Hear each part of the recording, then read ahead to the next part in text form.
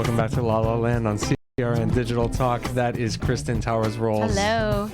I'm Brett Chapin, and that is Mr. Kevin Delin, actor and director. How you doing? If you have any questions for Kevin, give us a call, 1-800-336-2225. And Kevin's awesome. He's been such a great supporter of our show, honestly, from the beginning.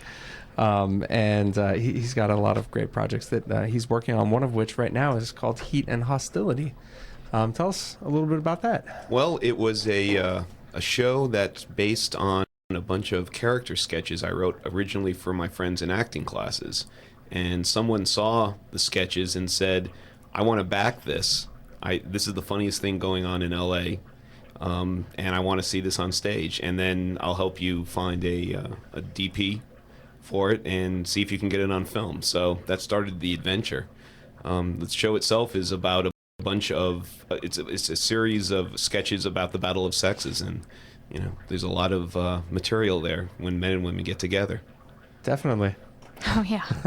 You think that's true? Men and women, gay and straight. I mean, you've got about every permutation possible, and there's comic material to be mined everywhere in that. Absolutely.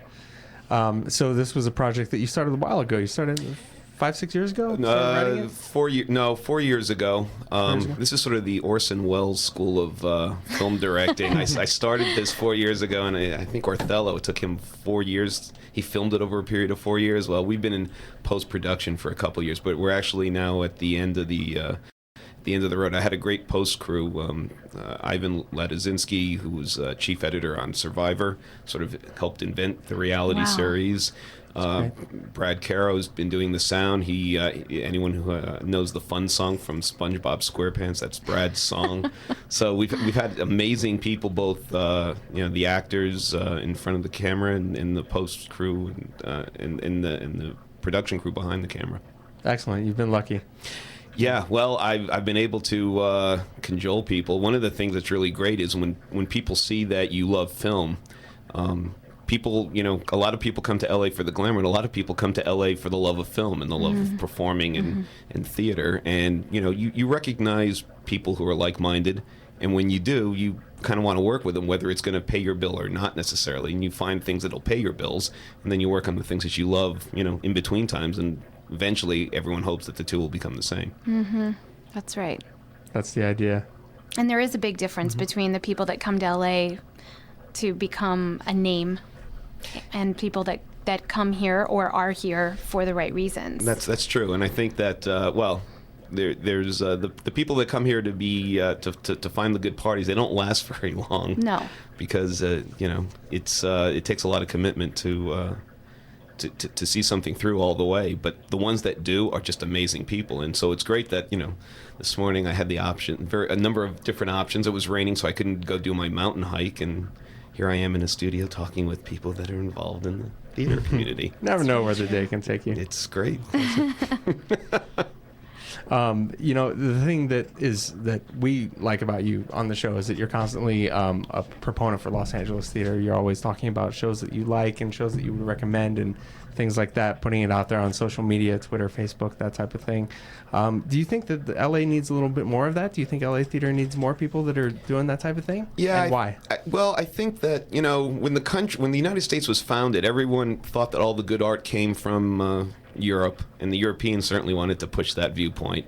But then our whole copyright system that you hear a lot about now in the news, that was started because people were ripping off Washington Irving, as it turns out. And so they were ripping him off in Britain, basically taking his written stories, publishing them without licensing in Britain. Oh, I didn't know that. Yeah, and true story. And so and then you look at the 19th century art, Winslow Homer, one of the great artists of any age, and eventually Americans sort of figured out that we weren't just the provinces, that we actually have our own art and there's our own community. And I think that LA in a smaller sense suffers from that. People talk about theater, you talk about Hollywood, people or LA people think Hollywood and film and television, but if you talk about theater, people naturally think of New York. But this is a concentration of actors and talented people who do theater as well, and people cross back and forth. And they're different types of art forms, and just like oil painting's not like watercolor, but they both bring interesting things. And theater and and filmed versions are two different types of art forms, but it's all good, and there's lots of it available. And to be honest, I wasn't aware of it until I got involved in it, and then it was like, wow. One of your earlier guests, Stephen Stanley, who is sort of probably the greatest friend of LA theater, one of the best things I had when working on my project was meeting Stephen, who reviewed my show and then spent 10, 15 minutes talking to me after the show, just chatting with me. You know, how many reviewers will do that, and giving his impressions and stuff. And, you know, then I got to sort of be his sidekick occasionally when he goes to reviews other shows. And so when I see something, I like to, you know, let other people know, because let's be honest, word of mouth is the strongest form of advertising, and social media just allows you to do that in a more efficient and effective manner. Well, and it's almost all we have now as far as LA theater goes, because most of the major papers don't even come and review shows anymore, unless there's something at the Music Center or the Pantages, the big, you know, more commercial theater. But like LA Times, they don't come out to see 99-seat theater with really good actors in it.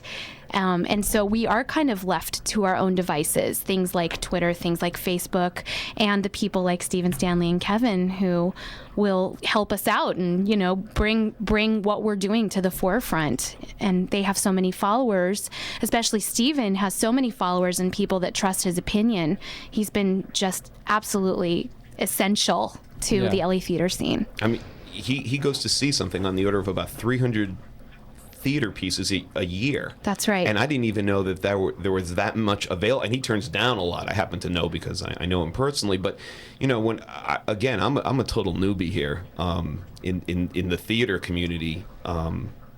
But I thought that theater was sort of the little black box where someone rents it out for, you know, and basically fills it up with their family and friends, and you didn't realize that there's this true community, and it's not just the Omnibus and the Pantages and the theaters that you're aware of. There's, you know, literally hundreds of theaters in the LA area, and all the, quote, out-of-work actors can certainly, I mean, if they're not working on a film or television project, the best ones like working in theater too. It's really true. And the amount of talent. And so now if I were to go and cast something, I mean, I have plenty of friends that, you know, when you're hanging around with Steven, you get to go backstage. So you get to meet a lot of people, you know, who are doing the work. We'll be back on La La Land with Brett and Kristen on CRN Digital Talk.